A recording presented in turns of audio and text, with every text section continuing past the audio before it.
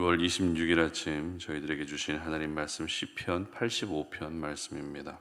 여호와여, 주께서 주의 땅에 은혜를 베푸사 야곱의 포로된 자들이 돌아오게 하셨으며 주의 백성의 죄악을 사하시고 그들의 모든 죄를 덮으셨나이다. 셀라. 주의 모든 분노를 거두시며 주의 진노를 돌이키셨나이다.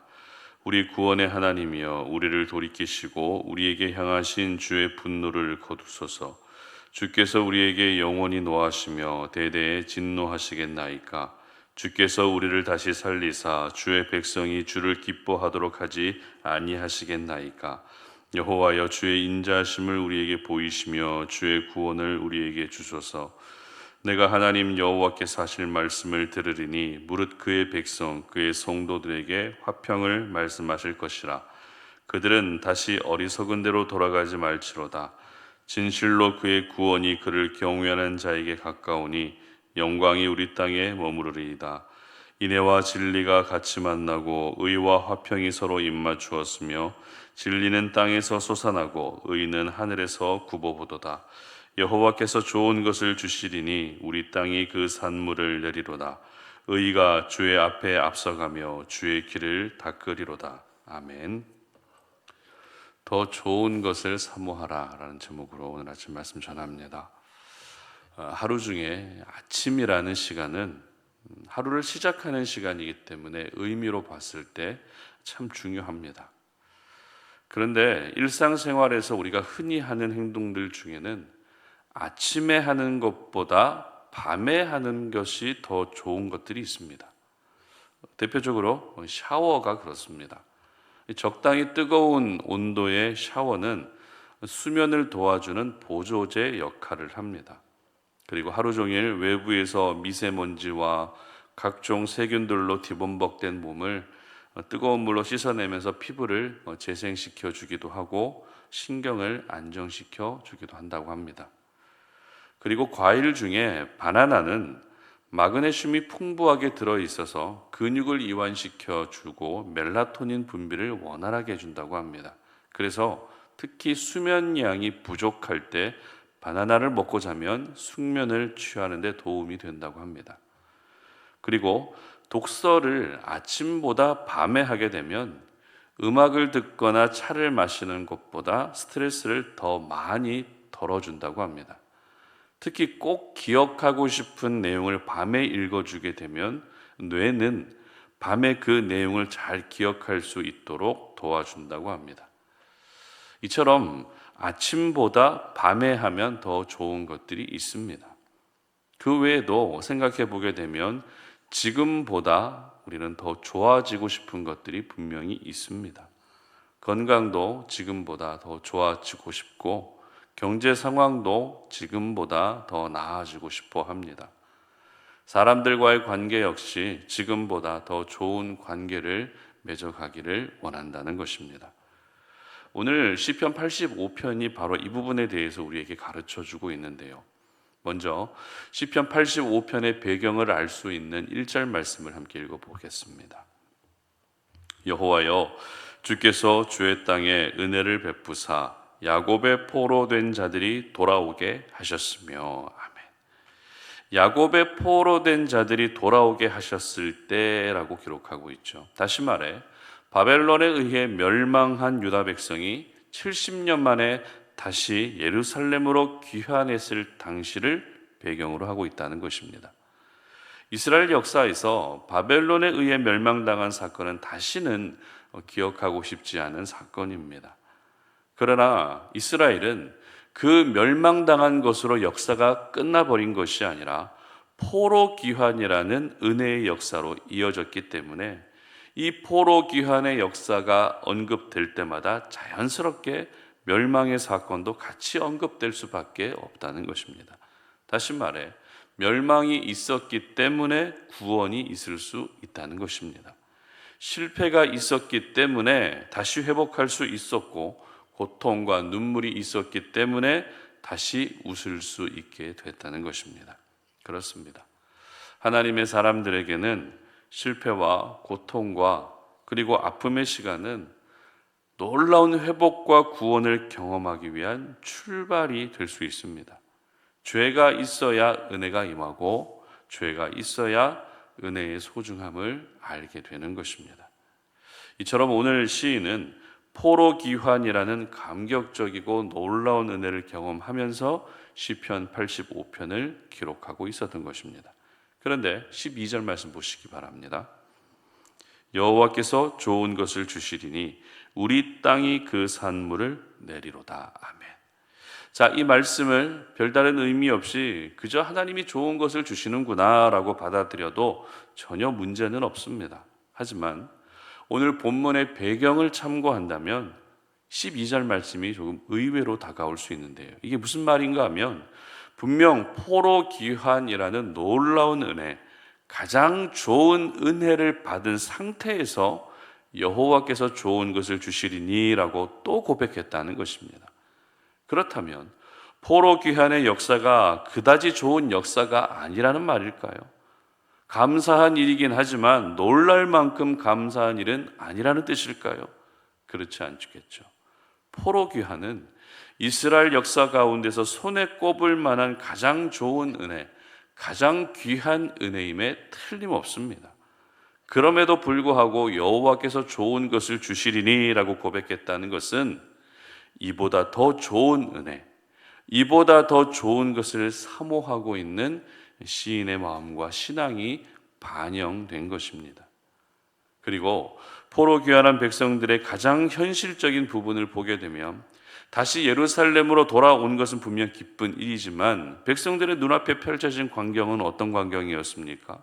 무너진 성전과 황폐화된 땅, 그리고 앞으로 세워가야 할 신앙적, 정치적, 사회적인 부분이 막막하게 다가올 수밖에 없다는 것입니다. 따라서 시인은 이와 같은 현실을 바라보면서 그래, 하나님이 결국에는 좋은 것을 주실 거라는 믿음을 가지고 시편 85편을 기록했던 것입니다.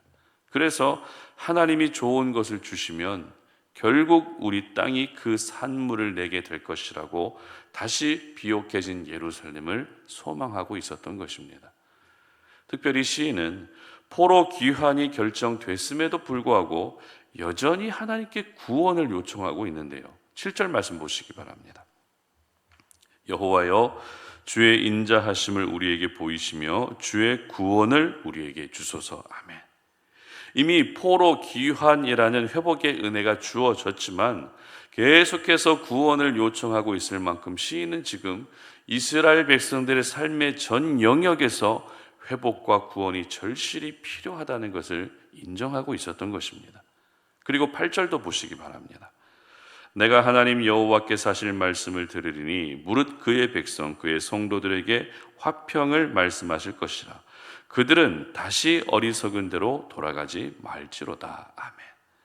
계속해서 구원을 요청하고 있을 뿐만 아니라 다시는 멸망 당시의 상황처럼 하나님을 떠나는 어리석은 삶을 살지 말 것을 촉구하고 결단하기까지 합니다.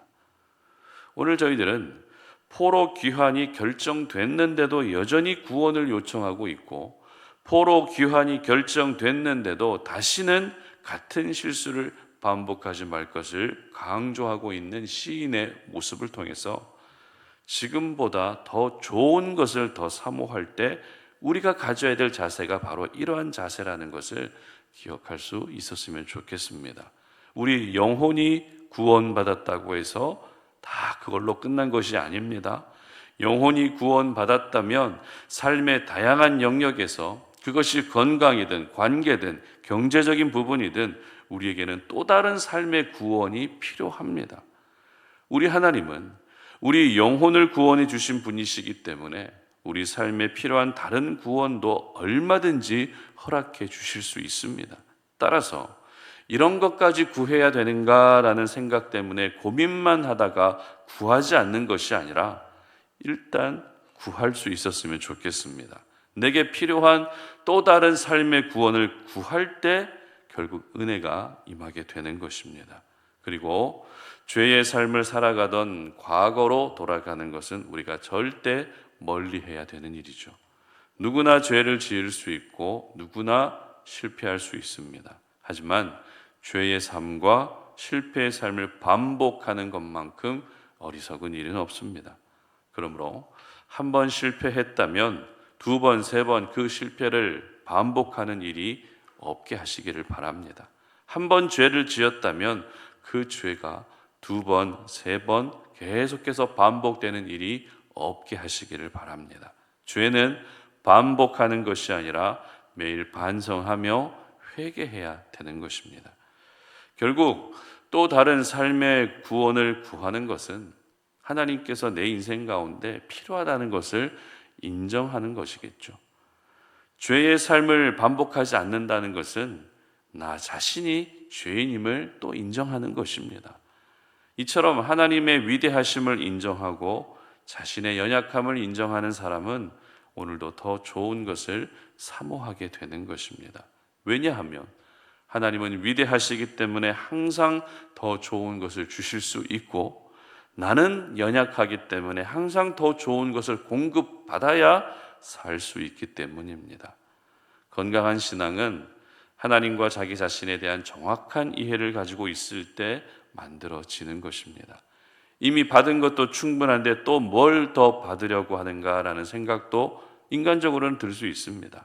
그러나 우리 하나님이 자녀들에게 가장 좋은 것을 주시는 아버지 하나님이심을 우리가 기억한다면 날마다 더 좋은 것을 사모하는 것은 당연한 것입니다. 나쁜 것이 결코 아닙니다. 그래서 예수님도 마태복음 7장 11절에서 이렇게 말씀하시는데요. 제가 읽어드립니다. 너희가 악한 자라도 좋은 것으로 자식에게 줄 줄 알거든 하물며 하늘에 계신 너희 아버지께서 구하는 자에게 좋은 것으로 주시지 않겠느냐. 아멘. 그렇습니다. 하나님은 구하는 자에게 좋은 것으로 주시는 분이십니다. 그러므로 이미 받은 것으로 만족하지 마시고 이미 받은 것은 감사하시기를 바랍니다. 그리고 더 좋은 것을 구하시기를 바랍니다. 그러면 더 좋은 것으로 공급해 주시고 채워주시는 은혜가 반드시 임하게 될 것입니다. 바라기는 어제보다 오늘 더 좋은 것으로 채워주시고 오늘보다는 내일 더 좋은 것으로 채워주시는, 날마다 더 좋은 것으로 채워주신 은혜가 저와 여러분에게 있으시기를 주님의 이름으로 축복합니다. 함께 기도하겠습니다. 하나님 감사합니다. 오늘도 우리가 주님의 거룩한 말씀 앞에 우리의 삶 가운데 하나님께서 얼마든지 더 좋은 것을 주실 수 있다는 것을 깨닫게 됩니다. 이미 받은 구원도 너무 감사하고 이미 베풀어 주신 은혜도 너무 감사하지만 우리가 그것으로 만족하는 것이 아니라 이보다 더 좋은 것들을 날마다 구할 수 있는 저희들 되게 하여 주시옵소서.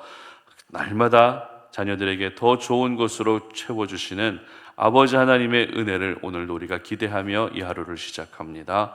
우리 삶 가운데 지금보다 더 좋은 은혜, 지금보다 더 나은 것들을 항상 공급하여 주시옵소서. 감사드리며 예수님의 이름으로 기도드립니다. 아멘.